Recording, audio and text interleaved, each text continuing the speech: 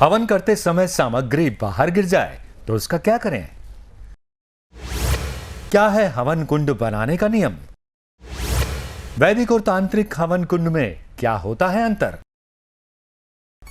जन्म से लेकर मृत्यु तक 16 संस्कार या कोई भी शुभ कार्य या कोई भी शुभ धार्मिक कर्म यज्ञ के बिना अधूरा माना जाता है। शास्त्रों में अग्निदेव को जगत के कल्याण का माध्यम माना गया है, जो कि हमारे द्वारा दी गई होम आहुतियों को देवी देवताओं तक पहुंचाते हैं, जिससे देवगण तृप्त होकर कर्ता की कार्य सिद्धि करते हैं। इसलिए पुराणों में कहा गया है, अग्निर्वे देवानाम दूतम।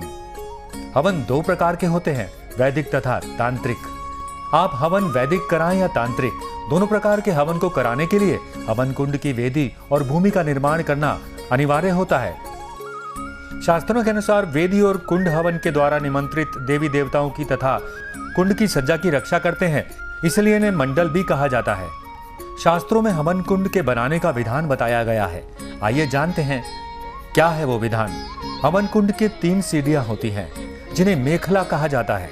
हवन कुंड की इन सीढ़ियों का रंग अलग अलग होता है।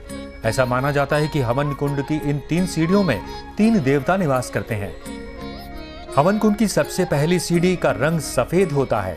हवन कुंड की पहली सीढ़ी में विष्णु भगवान का वास होता है। दूसरी सीढ़ी का रंग लाल होता है और दूसरी सीढ़ी में ब्रह्मा जी का वास होता है। अंतिम सीढ़ी का रंग काला होता है। तीसरी तथा अंतिम सीढ़ी में शिव जी का वास होता है।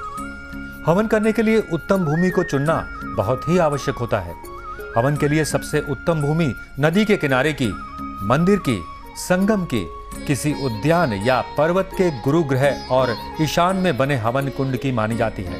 हवन कुंड के लिए कटी हुई भूमि तथा सांप की बामी वाली भूमि को अशुभ माना जाता है। आइए अब आपको बताते हैं कि हवन करते समय जो सामग्री बाहर गिर जाती है उसका क्या करें। हवन कुंड के बाहर गिरी सामग्री को हवन कुंड में न डालें।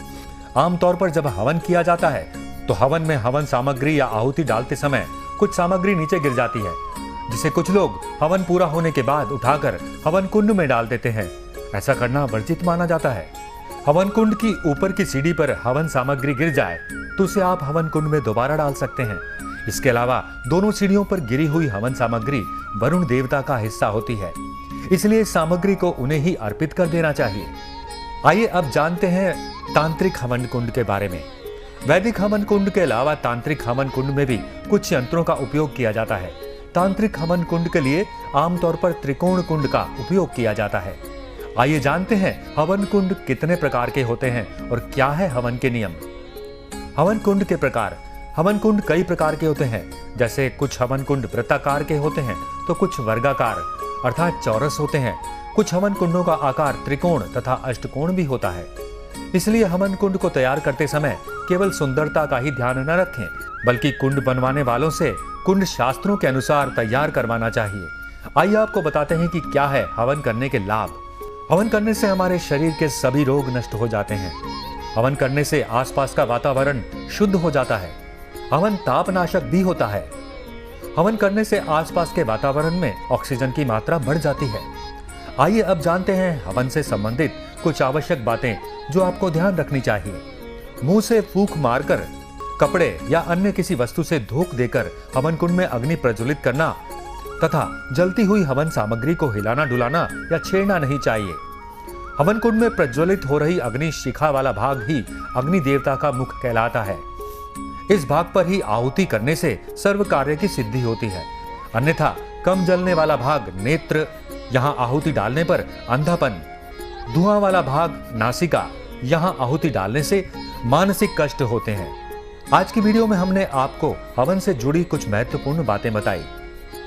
मिलते हैं अगली वीडियो में कुछ और नई जानकारी के साथ। नमस्कार।